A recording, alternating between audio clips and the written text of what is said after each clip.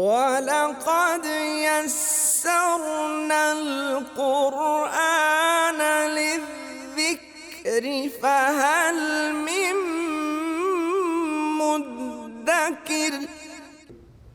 کسی چیز سے کئی مفاہیم اخذ ہو رہے ہوں، یا ایک اس سے زیادہ مفاہیم، 2 مفہوم، 3 مفہوم، 4 مفہوم، جس میں سے کئی مفاہیم نکل رہے ہوں، تو کسی دلیل کی بنیاد پر کسی ایک مفہوم کو متعین کر دینا کہ اس سے مراد فلاں ہے، یہ تعویل کہلاتا ہے۔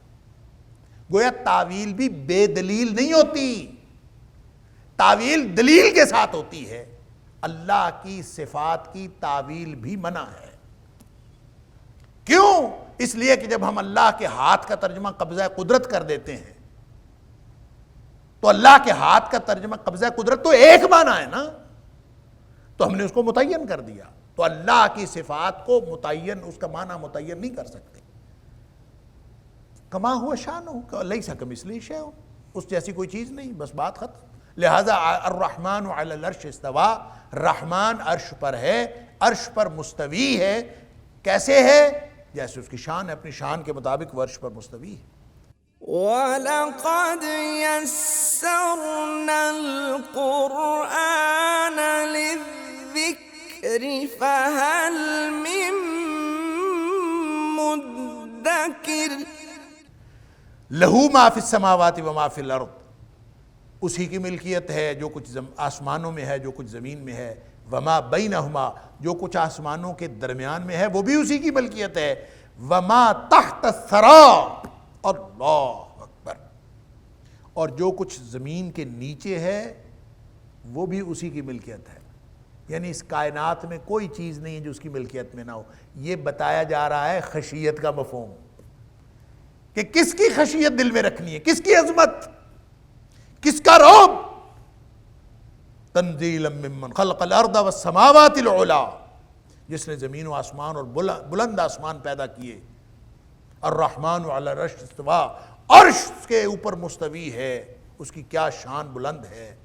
زمین و آسمان کا مالک وہ ہے، زمین و آسمان کے مابین جو کچھ ہے اس کا بھی مالک وہ ہے، حتیٰ کہ مٹی کے نیچے جو کچھ ہے اس کا بھی مالک وہ ہے۔ اللہ ما تحت الثری، ثرا جو ہے، ثرا اس کا معنی مطلقاً مٹی نہیں ہوتا، بلکہ اس کا معنی ہوتا ہے گیلی مٹی، نمی والی مٹی۔ بلکہ بعض نے تو لکھا ہے کہ اس کا اصل معنی، اہل لغت نے لکھا ہے کہ اصل معنی ثرا کا ہے ہی نمی، وہ نمی جو مٹی کو بھاری کر دیتی۔ تو عام طور پر اوپر والی مٹی جو خشک ہوتی ہے، اگر آپ کھودتے چلے جائیں تو نیچے جائیں گے تو مٹی جو ہے وہ نمی والی مل جائے گی۔ تو گویا نیچے جو نمی والی مٹی ہے اس کے بھی نیچے جو کچھ ہے وہ بھی اللہ کی ملکیت ہے۔ اللہ، جہاں تک تمہارے تصورات ہیں ہر چیز اللہ کی ملکیت، وہ ہے اللہ جو رحمان ہے، اس کا یہ کلام ہے۔ یہ خشیت دل میں ہوگی، یہ تصور، یہ عظمت دل میں ہوگی تو یہ نصیحت ملے گی۔ یہ ہے الا تذکرۃ لمن یخشی۔ اللہ اکبر، اللہ تعالیٰ ہم سب کو اپنی خشیت عطا فرمائے۔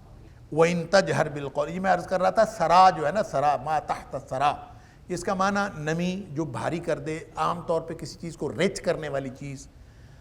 تو ثروت جو ہم عام طور پہ استعمال کرتے ہیں، لفظ ثروت مال و دولت کی وجہ کے اعتبار سے استعمال ہوتا ہے، وہ بھی اصل میں نمی کے معنوں سے ہے، کہ وہ چیز جو آپ کو آپ کی دولت کو زیادہ کر دے، اس کے اندر زیادتی کا معنی پایا جاتا ہے۔ اس لیے ثروت بھی اصل میں سرا میں سے ہے۔ تو ما تحت الثری، جو نیچے گیلی مٹی کے نیچے ہے وہ بھی سب کچھ اس کا مالک بھی اللہ ہے۔ وَإِن تَجْهَرْ بِالْقَوْلِ فَإِنَّهُ يَعْلَمُ السِّرَّ وَأَخْفَى۔ اللہ اکبر، مکانی یا زمانی سب اس کے علم میں ہے، کوئی چیز اس کے علم سے باہر نہیں۔ وَإِن تَجْهَرْ بِالْقَوْلِ، آپ چاہے اپنی بات ظاہر کریں، بلند آواز سے بولیں، فَإِنَّهُ يَعْلَمُ السِّرَّ وَأَخْفَى، تو بولنے سے تو ہر شخص ہی جان لیتا ہے۔ آپ بولیں بلند آواز سے، آپ بات ظاہر کریں تو وہ جانتا ہی ہے، لیکن اس کے علم کی انسانی علم سے فرق یہ ہے، ایک تو وسعت کے اعتبار سے فرق ہے، اللہ کا علم جتنا وسیع ہے انسانی علم انتہائی محدود ہے، اور دوسرا یہ کہ اس کی نوعیت ہی مختلف ہے۔ ایک تو یہ نا وسعت اور محدودیت کا فرق، یعنی یہ ہو سکتا ہے کہ ایک شخص کا علم 100% ہو اور ایک شخص کا علم جو ہے وہ 1% ہو، یا کہہ لیجئے 0.0000 ہزار زیرو لگا لیں، پھر 1% لگا لیں. تو اللہ کے علم کی انسان کے علم کا جو فرق ہے یہ صرف سطح کا فرق نہیں ہے کہ اللہ کا علم 100% ہو اور انسان یا سارے انسانوں کا، ساری دنیا کے انسانوں کا علم ملا کے آپ 0.00 1,00,000 2,00,000 کئی خرب کئی ارب زیرو لگا لیں اور اس کے بعد 1 لگائیں اور یہ درجے کا فرق کریں اللہ کے علم کا اور انسانوں کے مجموعی علم کا، تو بھی یہ فرق نہیں ہے. انسانوں کا علم اس درجے پر بھی اللہ کے علم سے کوئی تعلق نہیں رکھتا. یہ نوعیت میں ہی مختلف ہے. اللہ کا علم اور طرح کا ہے، انسانوں کا علم اور طرح کا ہے. یعنی یہ صرف درجے کا فرق نہیں ہے، نوعیت کا فرق ہے. کیوں؟ دلیل کیا ہے؟ لیس کمثلہ شیء، اللہ کے علم جیسا کسی کا علم نہیں، لہذا وہ درجے میں جتنا مرضی چھوٹا ہو ویسا ہے ہی نہیں. اللہ کا علم نوعیت میں ہی مختلف ہے، اللہ کی ہر صفت وہ نوعیت میں ہی مختلف ہے. لیکن فرمایا فَإِنَّهُ يَعْلَمُ السِّرَّ وَأَخْفَى، بول دینے سے تو ظاہر ہے مخاطب ہر شخص سمجھ لیتا ہے، لیکن اللہ وہ ہر اس چیز کو بھی جانتا ہے جو چھپی ہوئی ہو، واخفا یا چھپائی گئی ہو. ایک ہوتا ہے سر، چھپی ہوئی چیز.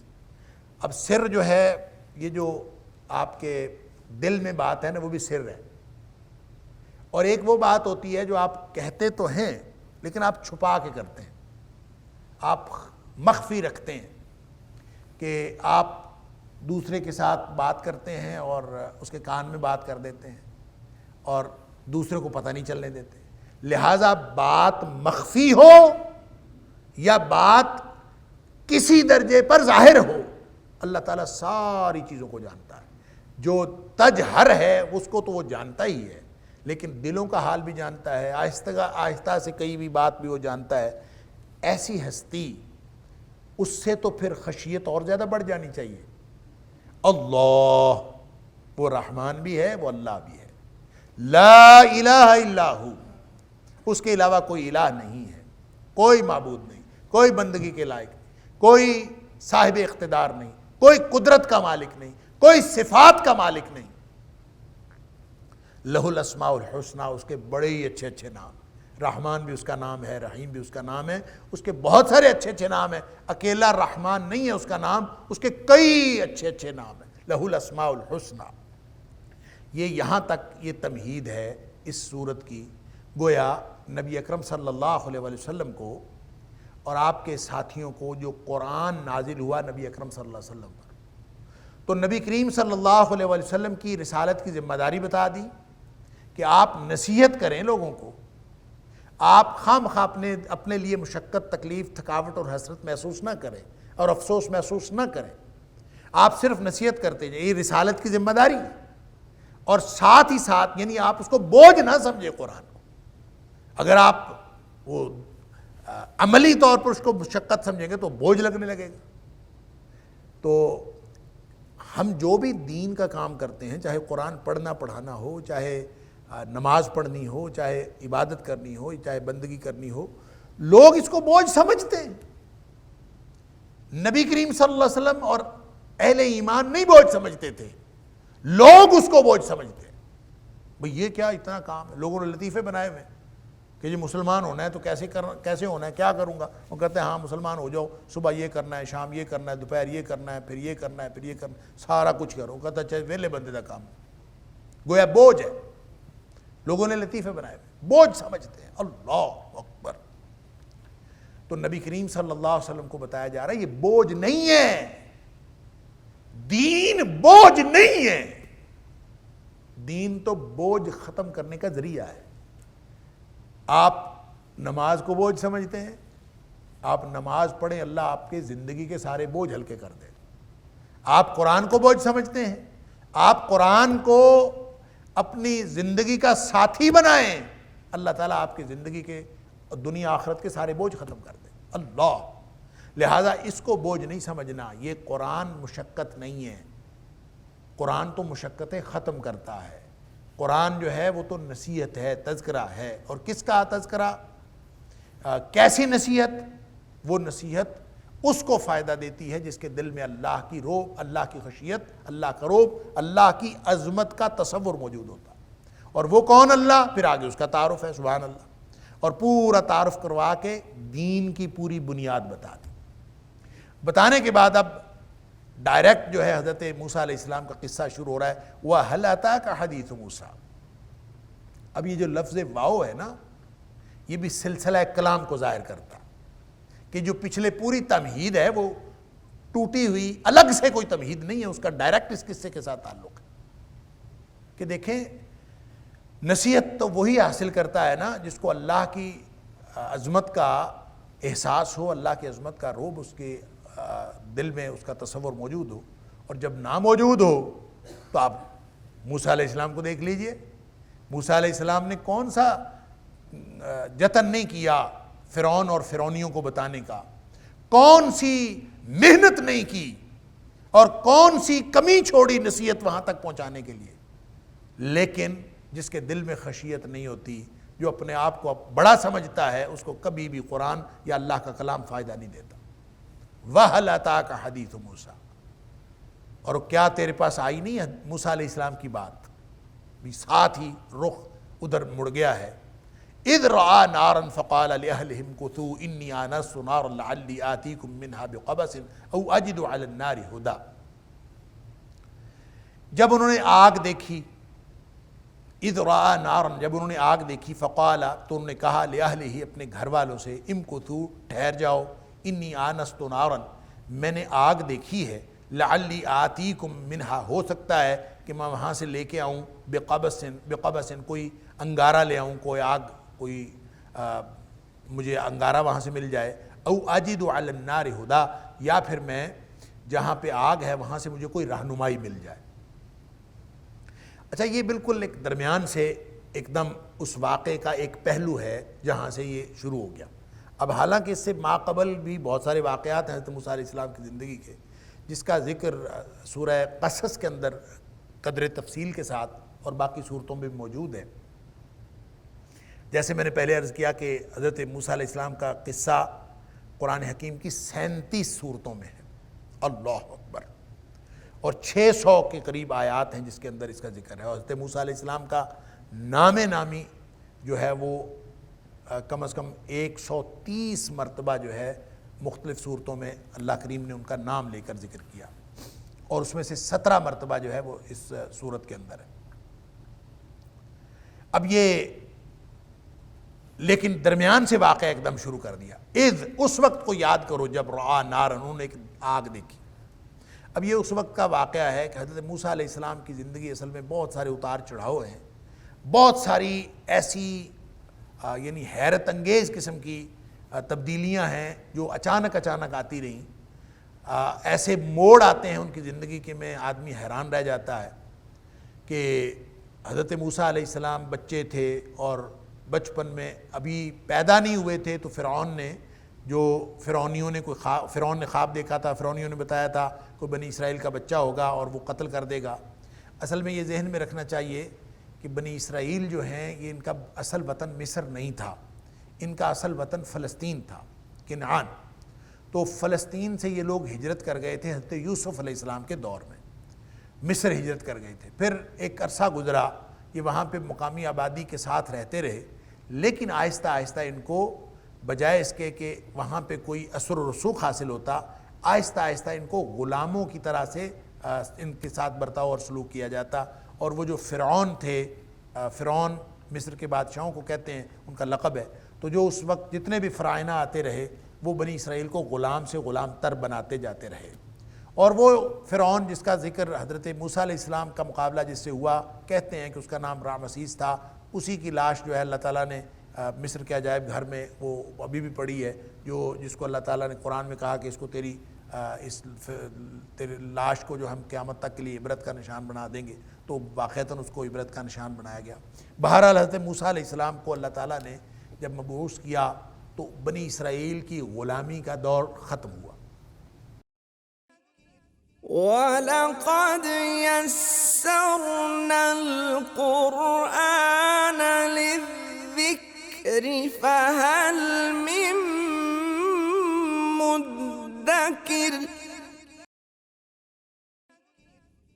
وَلَقَدْ يَسَّرْنَا الْقُرْآنَ لِلذِّكْرِ فَهَلْ مِن مُدَّكِرٍ۔ اب حضرت موسیٰ علیہ السلام کو بنیادی طور پر مشن یہ ملا تھا کہ آپ ان کو وہاں سے نکال لائیں، لیکن آپ کے اس دنیا میں آنے سے پہلے ہی اس کو خواب میں کہیں سے پتہ چل گیا کہ موسیٰ علیہ السلام ایک بنی اسرائیل میں بچہ پیدا ہوگا جو میری حکومت کے خاتمے کا باعث بنے گا، لہذا وہ بچوں کو قتل کراتا رہا۔ اللہ اکبر! اس کے باوجود اس خوفناک ماحول کے اندر اللہ تعالیٰ نے حضرت موسیٰ علیہ السلام کی پیدائش بھی ہوئی، اس کی حفاظت بھی فرمائی۔ جب پیدا ہوئے تو کہا کہ جناب اب ان کی والدہ بہت خوفزدہ تھیں کہ پتہ چلے گا اس کو وہ مار دیں گے، تو اللہ تعالیٰ کی طرف سے حکم ہوا، یعنی ان کے دل میں ڈالا کہ اس کو ایک لکڑی کے صندوق میں بند کرو اور دریا میں ڈال دیا۔ وہ ادھر سے ہوتا ہوا وہ آیا اور وہ دریا کا وہ حصہ جو پانی لے کے جاتا تھا فرعون کے محل میں، وہ اس طرف آ گیا، انہوں نے پکڑ لیا۔ بچہ خوبصورت تھا، بیٹا بنا لیا۔ انہوں نے کہا یہ تو کہیں اور سے آیا، ان کا خیال ہی نہیں تھا کہ یہ یہاں کا ہے۔ تو انہوں نے خیر بچہ پلا بڑا ہوا۔ اس دوران کہتے ہیں کہ ایک واقعہ یہ بھی ہوا کہ جب کبھی بچہ بڑا ہو کے کبھی فرعون کی داڑھی پکڑ لیتا تو اس کو پریشانی ہوتی کہ کہیں یہ وہی نہ ہو، تو پھر وہ اس کی جو زوجہ تھی، فرعون کی جو زوجہ تھی آسیہ، جو بعد میں ایمان بھی لائی، مومنہ خاتون تھی، اس خاتون نے یہ کہہ دینا کہ بچہ ہے، اس کو کیا پتہ کسی چیز کا۔ تو کہتے ہیں کہ مفسرین لکھا علامہ ابن کثیر وغیرہ نے کہ اسی امتحان کے کرنے کے لیے اس نے ایک دفعہ کہ بچے کو کسی بات کا نہیں پتہ ہے کہ نہیں پتہ، اس بات کا امتحان کرنے کے لیے انہوں نے ایک طرف کھجور رکھ دی یا کوئی موتی رکھ دیا اور دوسری طرف آگ کا انگارہ رکھ دیا اور بچے کو چھوڑ دیا، اور بچے نے بجائے موتی یا کھجور پکڑنے کے اس نے آگ کا انگارہ پکڑ کے منہ میں ڈال لیا، اور کہتے ہیں اس وجہ سے حضرت موسیٰ علیہ السلام کی زبان میں لکنت آ گئی تھی کہ اس سے زبان جل گئی ظاہر ہے۔ تو اس سے گویا فرعون کو یہ یقین دلایا گیا کہ یہ بچے کو تو پتہ ہی نہیں ہے کسی بات، حالانکہ وہ علامت تو تھی کہ وہ داڑھی پکڑ لیتا تھا تو وہ سمجھ بھی جاتا تھا۔ فرعون لگتا ہے اس اعتبار سے سیانا تھا، اس کو سمجھ آ جاتی تھی کہ یہ بندہ یہی ہے، اس نے میری جان لینی ہے، لیکن بہرحال اللہ تعالیٰ کی کرنی ہو کے رہتی ہے۔ اور ہوا بالآخر حضرت موسیٰ علیہ السلام جب بڑے ہوئے تو ایک قتل ہو گیا ان سے، اور قتل بھی ایسے اتفاق سے ہوگا جس کا ذکر سورہ قصص کے اندر آئے گا، تفصیل سے یہاں نہیں ہے۔ یہ میں صرف اس لیے عرض کر رہا ہوں کہ یہ واقعہ جہاں سے شروع ہوا ہے وہاں تک ہماری جو ہے وہ یادداشت اس کے ساتھ جڑ جائے۔ تو ایک قتل ہو گیا ان سے، وہ بھی اس لیے کہ ایک مقامی آبادی قبطی کہلاتی تھی اور جو باہر سے آئے ہوئے یہ بنی اسرائیلی تھے، تو بنی اسرائیلی چونکہ بیچارے قسم پرسی کی زندگی گزارتے تھے، مقامی لوگ کسی نہ کسی طور ان کے اوپر ظلم کرتے رہتے تھے، تو کسی جگہ پہ ایک قبطی کی اور اسرائیلی کی لڑائی ہو رہی تھی، تو حضرت موسیٰ علیہ السلام کا گزر ادھر سے ہوا، اس نے مدد مانگی، قبطی کو بڑا تگڑا ہوگا تو اسرائیلی بیچارہ مظلوم تھا، اس نے مدد مانگی کہ میری مدد کرو، یہ مدد کرنے کے لیے آگے ہوئے، وہ آگے سے لڑ پڑا، انہوں نے اس کو مکہ مارا، اور مکہ ایسی جگہ پہ لگا کہ وہ ایک ہی مکہ لگا تو وہ اسی وقت ڈھیر ہو گیا۔ اللہ، یعنی یہ اس کو مارنا نہیں چاہتے تھے لیکن وہ قتل ہو گیا، وہ مر گیا۔ اب اس کا معلوم وہاں پہ کوئی بھی نہیں تھا، ایک وہ بنی اسرائیلی تھا اور ایک حضرت موسیٰ علیہ السلام تھے، تیسرا وہ تھا جو مقتول۔ تو بہرحال اس کو دونوں خاموش ہو گیا، کسی نے کسی کو نہیں بتایا۔ اگلے دن یا 2-4 دن بعد پھر حضرت موسیٰ علیہ السلام جو ہیں وہ گزر رہے تھے تو وہی بنی اسرائیلی کسی اور کے ساتھ لڑ رہا تھا، تو اس نے پھر بلایا مدد کے لیے، تو حضرت موسیٰ علیہ السلام نے اس کو ڈانٹا کہ یہ تو عجیب آدمی ہے کہ تو روز کسی نہ کسی کے ساتھ لڑتا ہے۔ تو اس کو سمجھانے کے لیے اس کے قریب ہونے لگے، تو کل والا واقعہ یا 2-4 دن والا واقعہ اس کے ذہن میں تھا کہ ایک مکے سے بندہ ڈھیر ہو جاتا ہے۔ تو حضرت موسیٰ علیہ السلام جب اس کو سمجھاتے ہوئے اس کے قریب آنے لگے تو اس نے شور مچا دیا کہ کل بھی بندہ اس نے مارا تھا تو آج پھر مجھے مارنے لگا، آج مجھے بھی مارنے لگا۔ بس اس پر جو ہے وہ سارے لوگوں کو پتہ چل گیا۔ بہرحال اس کے بعد حضرت موسیٰ علیہ السلام کو وہاں سے ہجرت کرنی پڑی۔ آپ ہجرت کر کے مختلف جگہوں پہ ہوتے ہوئے مدین پہنچ گئے۔ مدین جا کے وہاں کنویں میں وہ بچیاں جو پانی پلانے کے لیے کھڑی تھیں، اور وہ لمبا قصہ ہے۔ بہرحال وہاں جو بزرگ تھے، ان بچیوں کے باپ، جو مفسرین کی اکثریت نے ان کے بارے میں یہ لکھا ہے کہ وہ حضرت شعیب علیہ السلام تھے۔ بہرحال وہ جو بھی تھے، حضرت شعیب علیہ السلام تھے یا کوئی، لیکن اکثریت کی رائے یہی ہے وہ حضرت شعیب علیہ السلام تھے۔ تو ان کے پاس پھر یہ رہے 8-10 سال، بکریاں چرائیں، اور پھر انہوں نے اپنی بیٹی کا نکاح ان سے کر دیا، اور بعد ازاں وہ مدت پوری کرنے کے بعد اپنی بیوی کو لے کر یہ واپس جا رہے تھے اپنے شہر، اپنے مصر جا رہے تھے۔ یہ اس وقت کا واقعہ ہے۔ اذ رعا نارن، راستے میں کہتے ہیں اندھیری رات تھی اور راستہ ان کو سمجھ نہیں آ رہا تھا، شدید سردی تھی، اور سردی میں ویسے بھی آگ کی ضرورت ہوتی ہے، اور بعض نے لکھا ہے مفسرین نے کہ ان کی اہلیہ جو تھیں وہ پریگننٹ تھیں، ان کا ڈیلیوری کا وقت تھا، ان کو آگ کی ویسے ضرورت تھی، تپش کی ضرورت تھی۔ بعض نے کہا کہ نہیں، ایسی کوئی بات نہیں تھی، وہ ویسی سردی کی شدت، کیونکہ سورہ قصص کے اندر آتا ہے لعلکم تصطلون، تاکہ تم اس سے آگ سینکو، تپاؤ، تو ویسے ہی ضرورت ہوتی ہے آگ تپانے کی سردیوں میں۔ تو بہرحال، اور پھر راستہ بھی نہیں مل رہا تھا، تو آگ سے پتہ چلا کہ ادھر کوئی نہ کوئی رہائش ہوگی، کوئی آدمی ہوگا، زندگی ہوگی، تو میں وہاں جاتا ہوں، ایک تو وہاں سے کچھ تھوڑی سی آگ لے آؤں گا اور ہمیں فائدہ ہوگا، اور دوسرا یہ کہ وہاں سے کچھ مجھے راستے کا بھی پتہ چل جائے گا، راستے کے بارے میں پتہ پوچھ لوں۔ تو ان سے کہا کہ تم ٹھہرو۔ وہ ان کون ہے؟ اب کہانی میں تو صرف بیوی ہے، تو بیوی کے لیے کثو کہنا کہ تم سب یہاں ٹھہرو، یہ تو جمع کا صیغہ ہے۔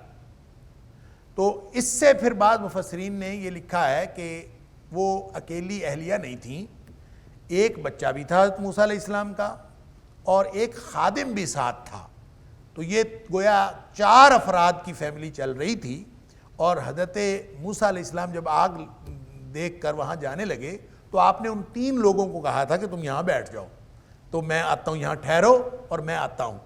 تو بعض نے لکھا کہ نہیں، ایسی کوئی بات نہیں تھی، کسی بھی شخص کے لیے بطور عزت اور احترام کے بھی جمع کا صیغہ استعمال کیا جا سکتا ہے، لہٰذا آپ کی اہلیہ محترمہ ہی تھیں اور ان کے لیے لفظ، دونوں باتیں ہو سکتی ہیں، کوئی ایسی بات نہیں، لیکن بہرحال یہ جمع کا صیغہ کچھ نہ کچھ معنی اپنے اندر رکھتا ہے۔ انی آنست نارا، میں نے آگ دیکھی ہے، لعلی آتیکم منہا بقبس، میں وہاں سے کوئی چنگاری انگارہ لے کے آؤں گا، ہو سکتا ہے میں وہاں سے لے آؤں، او یا اجدو، میں پاؤں علی النار ہدا، آگ پر کوئی رہنمائی، یعنی میں جہاں وہاں جاؤں گا تو کوئی رہنمائی مل جائے گی، میں جاتا ہوں۔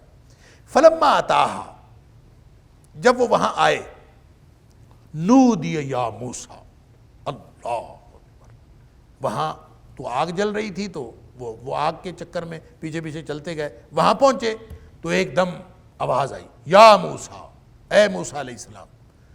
اب یہ آواز کہاں سے آئی یہاں تو ذکر نہیں ہے، لیکن سورہ قصص کے اندر ذکر ہے کہ یہ ایک درخت سے آواز آئی، من شاطئ الواد الایمن فی البقعۃ المبارکہ، اس بابرکت زمین کے دائیں طرف کا جو وادی کا کنارہ تھا، من الشجرۃ ان یا موسیٰ، درخت سے آواز آئی، گویا وہاں کوئی درخت ہوگا، تو لگتا ہے کہ یہ آگ بھی اس درخت کے نیچے یا اس کے درخت کے پاس ہوگی۔ تو حضرت موسیٰ علیہ السلام آگ دیکھتے دیکھتے وہاں پہنچے، اور وہاں آواز آئی کہ انی انا ربک، بے شک میں تیرا رب ہوں۔ اور سورہ قصص کے اندر ہے انی انا اللہ رب العالمین، میں اللہ ہوں جو تمام جہانوں کا رب، اللہ اکبر۔ اب یہ اندازہ کریں کہ ایک عام آدمی جا رہا ہو، ساری جو طبی احتیاجات ہیں، طبی جو انسان کے خدشات ہیں، سب ساتھ ہوں، احساسات، کیفیات، اور ایک دم آواز آئے کہ اے موسیٰ میں تیرا رب ہوں، اللہ اکبر۔ کیا اس کا روب ہوگا، کیا اس کی کیفیت ہوگی، کیا اس کی چاشنی اور سرشاری ہوگی۔ فخلع نعلیک، جوتے اتار دو، فخلع نعلیک، جوتے اتار دو، انک بالواد المقدس طویٰ، بے شک آپ جو ہیں وہ مقدس وادی میں ہیں، طویٰ کی، طویٰ کہتے ہیں وادی کا نام ہے، بعض اس کو طون ہی پڑھنے کے قائل ہیں کہ اس کو طون ہی کہنا چاہیے کہ وادی کا نام ہے طون، لیکن ایسی بات نہیں ہے، یہ تنوین ہے، لیکن یہاں آیت رک رہی ہے، طویٰ وادی کا نام تھا طویٰ، تو وادی طویٰ مقدس، طویٰ آپ طویٰ کی مقدس وادی میں ہیں، لہٰذا آپ جوتے اتار دیں۔ اب یہ جوتے کیوں اتروائے، اس کے بارے میں مفسرین کہتے ہیں کہ ایک تو یہودیوں نے یہاں سے شاید یہ لے لیا ہے کہ وہ جوتے سمیت نماز نہیں پڑھتے، وہ ہمیشہ جوتے کے بغیر نماز پڑھتے، جوتے اتار دیں، فخلع نعلیک، جوتے اتار دیں۔ اور اسی پر نبی اکرم صلی اللہ علیہ وسلم کا فرمان ہے خالف الیہود والنصارى، خالف الیہود، فَإِنَّهُمْ لَا يُصَلُّونَ فِي نِعَالِهِمْ أَوْ خِفَافِهِمْ، کہ وہ جو یہودی ہیں نا وہ نہ اپنے موزوں میں نماز پڑھتے ہیں نہ اپنے جوتے میں نماز پڑھتے ہیں، لہذا تم ان کی مخالفت کیا کرو، یعنی تم جوتے کے ساتھ نماز پڑھ لیا کرو۔ اب ہمارے لیے جو حکم ہے جوتے سمیت نماز پڑھی جا سکتی ہے، اب بشرطے کہ جوتے پاک ہوں، ان کے ساتھ کوئی گندگی نہ لگی ہوئی ہے تو جوتے کے سمیت نماز پڑھی جا سکتی ہے۔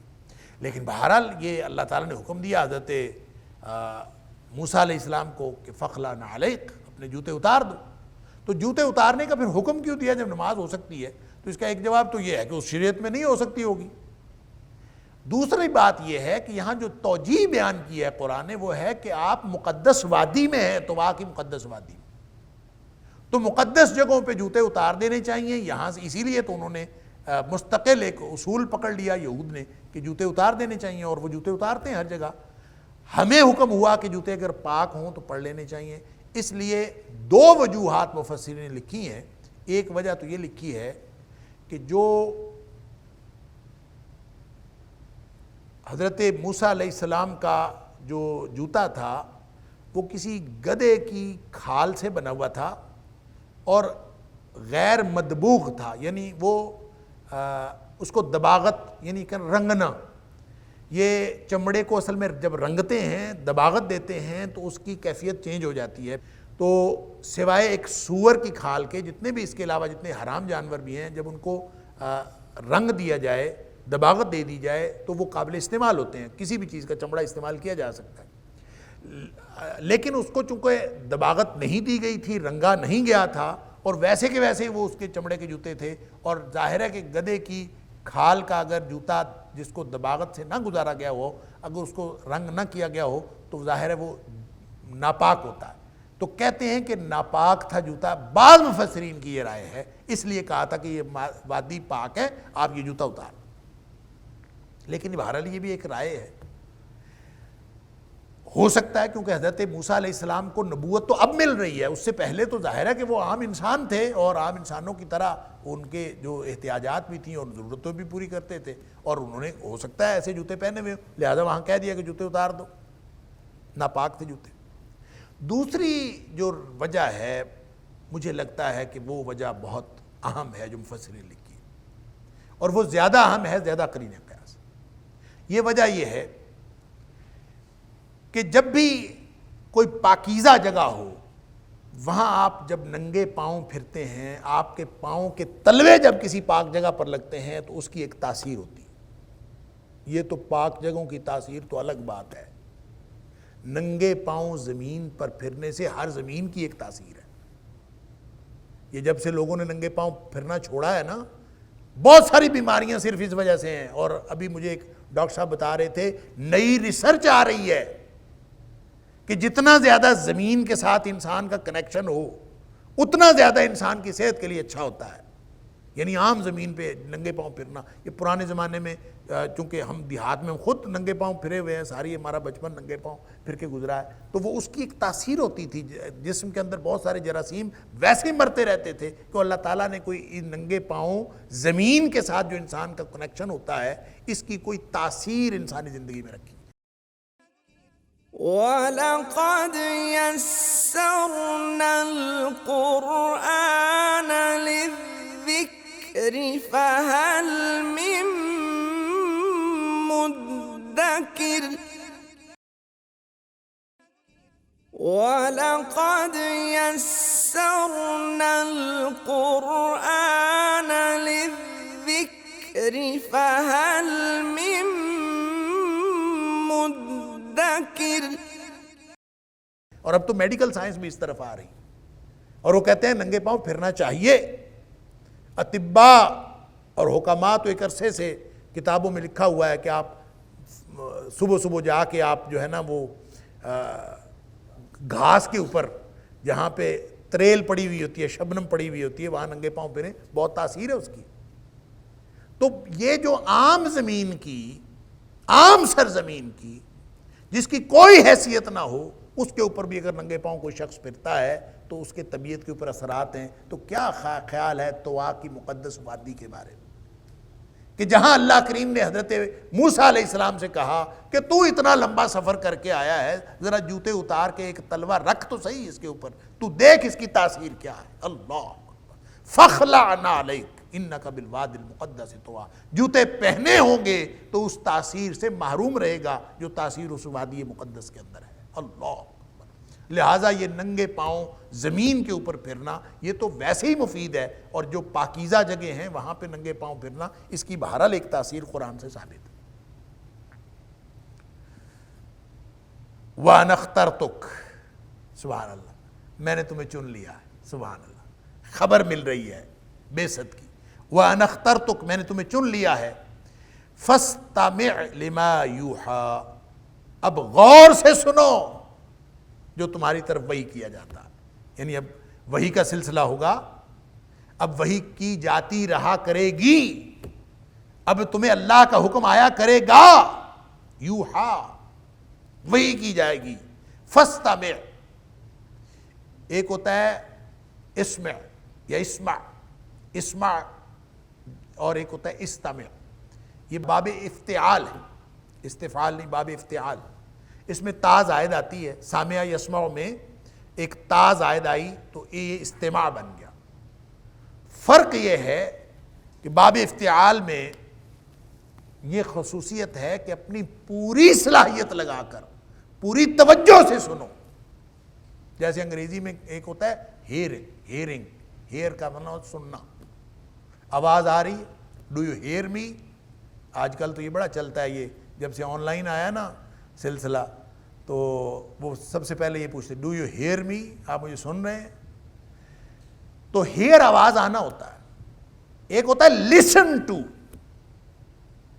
پوری توجہ سے سننا، اپنی پوری صلاحیت لگاؤ، اور استماع جو ہے اس کا مطلب ہے پوری توجہ سے سننا۔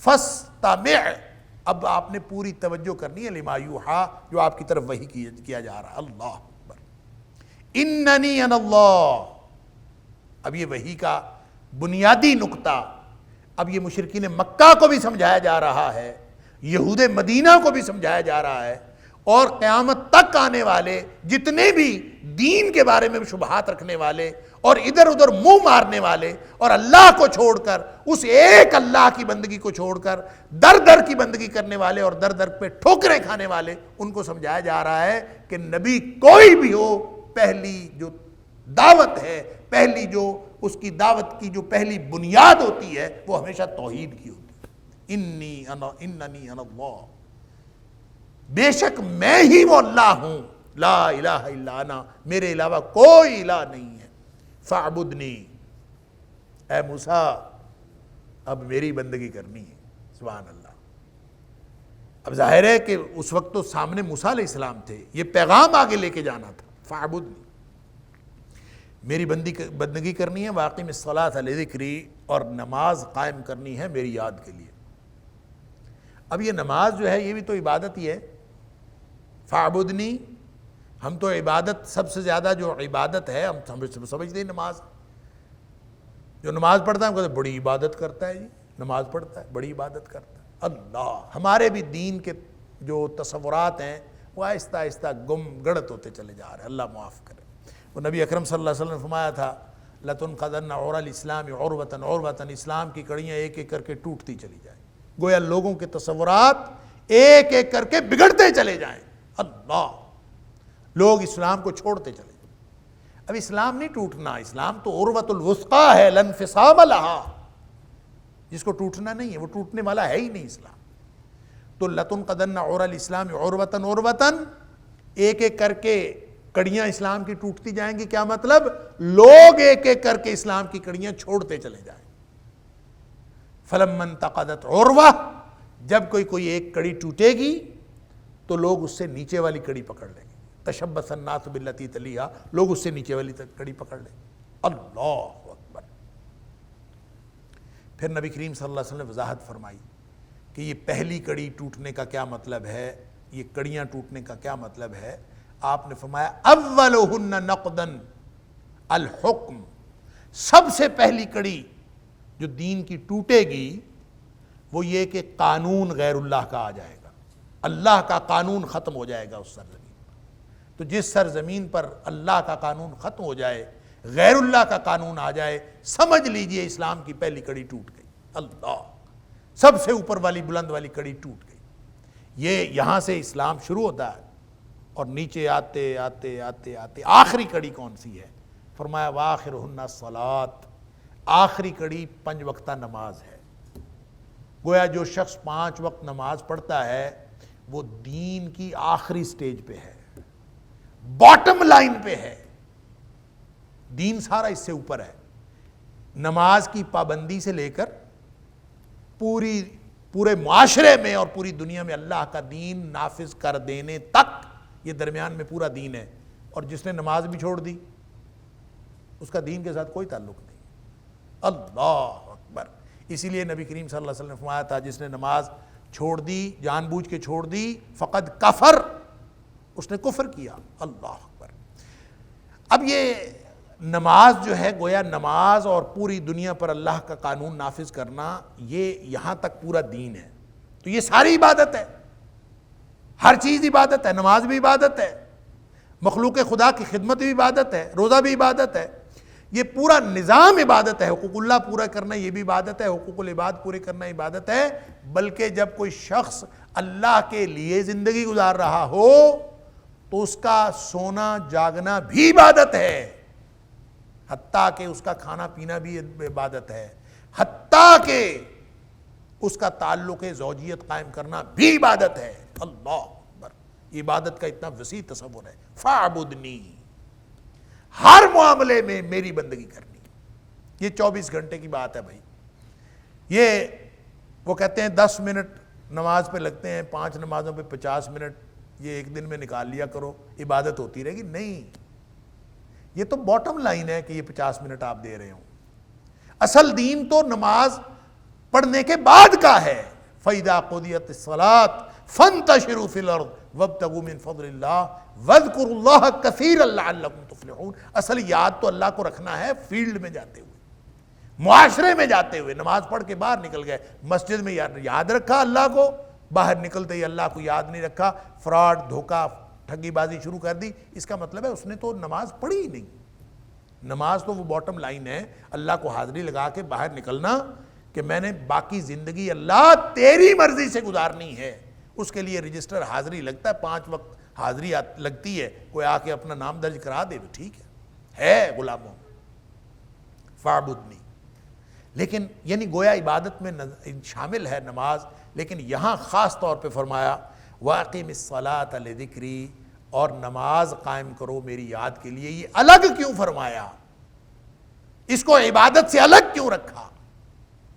اس کے لیے کوئی دوسری بات نہیں ہے، اس کو الگ اس لیے رکھا کہ نماز تمام عبادات کی بنیاد ہے، یہ باٹم لائن ہے۔ اگر یہ نہیں تو کچھ بھی نہیں۔ لہذا ایک تو اس کا مطلب یہ ہے کہ نماز کو بنیاد قرار دینے کے لیے فاعبدنی کی تشریح کرتے ہوئے اس کو الگ بیان کیا کہ یہ بنیاد ہے، اور دوسری بات یہ کہ اس کو اہمیت بتانے کے لیے کہ عبادت ساری کی اہمیت اپنی جگہ، لیکن جو اہمیت نماز کی ہے وہ کسی اور بندگی کی نہیں۔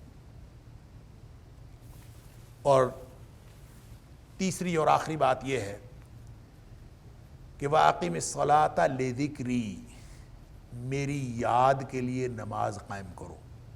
اس کا مطلب یہ ہے کہ نماز ٹارگٹ نہیں ہے، نماز کسی چیز کو حاصل کرنے کا ذریعہ ہے۔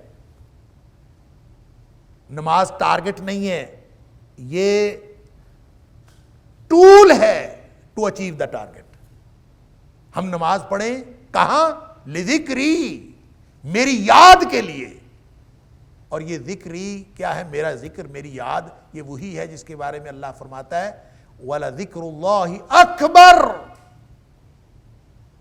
کائنات کی سب سے بڑی چیز، انسانوں کے لیے سب سے بڑی فائدے کی چیز اللہ کی یاد ہے۔ سبحان اللہ، اللہ کی یاد حاصل ہو جائے تو اس سے بڑی اور کوئی چیز نہیں۔ اور یہ یاد کیا ہوتی ہے؟ یہ ذکر صرف یہ نہیں ہے کہ آپ اتنے 100 دفعہ یہ پڑھ لیں، یہ ذکر ہے، سبحان اللہ 33 دفعہ، سبحان اللہ الحمدللہ 33 دفعہ، یہ ذکر ہے۔ یہ ذکر ہے، نماز کی 4 رکعتیں ذکر ہے، لیکن دراصل یہ ذکر حاصل کرنے کا ذریعہ ہے۔ یہ زبان سے کسی چیز کا تذکرہ کرنا، یہ کامل ذکر نہیں ہے. کامل ذکر وہ ہوتا ہے کہ انسان کے دل و دماغ میں ایک یاد سما جائے اور وہ اللہ کی یاد ہو تو یہ ذکر اللہ ہے. وَلَذِكْرُ اللَّهِ اکبر. اللہ کی یاد یہ کائنات کی سب سے بڑی. جس کو اللہ کی یاد نصیب ہو گئی اور وہ کیا ہے, اس کو ہر وقت اللہ یاد رہتا. اور اللہ کو یاد رکھنے کے لیے ذریعہ کیا ہے؟ آپ سبحان اللہ پڑھتے رہیں, یہ اللہ کو یاد رکھنے کا ذریعہ ہے. آپ الحمدللہ پڑھتے رہیں, اللہ کو یاد رکھنے کا ذریعہ ہے. آپ اللہ اکبر پڑھتے رہیں, آپ کوئی ذکر زبان پر کرتے رہیں تاکہ میرے دل میں اللہ کی یاد سما جائے. اور اس اللہ کی یاد کے سما جانے کا یہ سارے ذکر اذکار اس کا ایک ذریعہ ہے, لیکن دنیا کائنات میں سب سے بڑا ذریعہ نماز ہے. کوئی شخص نماز پڑھ لے تو جتنی دل و دماغ کے اندر اللہ کی یاد رچ بس جاتی ہے اور کسی چیز سے نہیں بنتی. آپ چلے کاٹ لیں, آپ سب کچھ کر لیں, جو بندہ نماز نہیں پڑھتا وہ اللہ کی یاد کے قریب بھی نہیں جا سکتا. اقم الصلاۃ لذکری, میری یاد کے لیے میری نماز قائم کریں. اس لیے جب بھی نماز قائم کرنی ہے تو اللہ اکبر کہہ کے جب اس کے سامنے کھڑا ہونا ہے, اللہ اکبر, اور ہمیں پتہ ہی نہ ہو کہ ہم کس کے سامنے کھڑے ہوئے. پوری نماز پڑھ کے اٹھ کے آ گئے, دل میں اللہ کی یاد نہیں سمائی, کبھی ادھر کھجلی, کبھی ادھر کھجلی, کبھی ادھر مسئلہ, کبھی فلاں مسئلہ کرتے کراتے آپ دیکھیں جو کہتے ہیں face is the index of mind. یہ جو ظاہری حرکات و سکنات ہیں نا, یہ آپ کی ذہنی کیفیت کا عکاسی کرتی ہیں کہ آپ جو بھی کر رہے ہیں آپ کے ذہن میں کیا ہے پتہ چلتا ہے. اسی لیے تو نبی کریم صلی اللہ علیہ وسلم نے اس شخص کو جس نے نماز پڑھی تھی, آپ نے فرمایا تھا کہ واپس جا کے دوبارہ نماز پڑھ, تو نے نماز کوئی نہیں پڑھی. حالانکہ پڑھ کے آیا تھا, فزیکلی وہ پڑھ کے آیا تھا, زبان سے بھی اس نے ادا کیا ہوگا, لیکن ظاہر ہے جب اس کے نتیجے میں یاد نہیں حاصل ہوئی اللہ کی تو اس کا مطلب ہے نماز نہیں ہوئی. اللہ تعالیٰ مجھے اور آپ کو, ہم سب کو وہ نماز پڑھنے کی توفیق عطا فرمائے جو اللہ کی یاد ہمارے دل و دماغ میں رچا بسا دے. وآخر دعوانا الحمدللہ رب العالمین. إن هذا القرآن يهدي للتي هي أقوم ويبشر المؤمنين الذين يعملون الصالحات أن لهم أجرا كبيرا. إن هذا القرآن يهدي للتي هي أقوم ويبشر المؤمنين الذين يعملون الصالحات أن لهم أجرا كبيرا.